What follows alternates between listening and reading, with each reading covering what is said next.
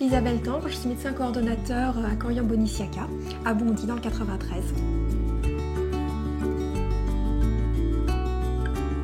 La fonction de médecin coordonnateur, c'est un métier qui est encore très méconnu, qui est très riche, qui n'est pas de tout repos. Il faut être très polyvalent, il faut être très pointu dans certains domaines, très organisé. Moi, ça répondait vraiment à ma personnalité. Il y a eu une chute aussi au deuxième, Madame Bouche.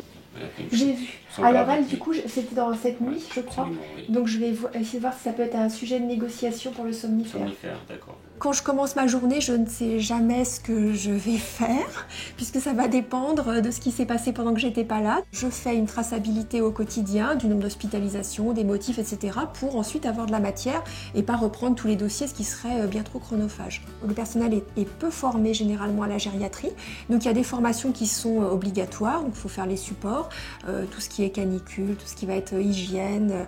Oui ? Bonjour! En fait, il est plus agité, il se lève, etc. Et puis c'est vrai qu'il a une marche qui est quand même assez précaire. Mais de toute façon, je referai le point encore avec les soignantes. Mon gros du travail, c'est de la prévention. C'est faire les évaluations gériatriques, d'analyser pour chaque résident quel va être le point important. Est-ce qu'il est dénutri? Est-ce qu'il y a un facteur de risque de chute?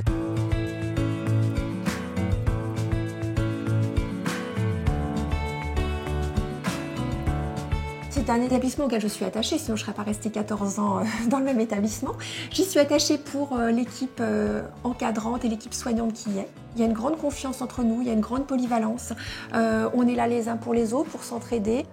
Je venais voir justement les progrès. Oh. Ils sont faiblards.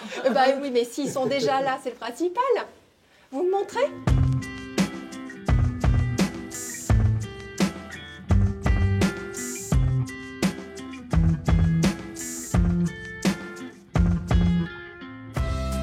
Ce qui marque beaucoup, c'est que la vie passe vite et qu'il faut en profiter. Et souvent, j'ai des petites grand-mères qui disent « Mon Dieu, mais j'étais jeune il n'y a pas si longtemps et c'est passé tellement vite !» Je trouve que c'est une leçon de vie.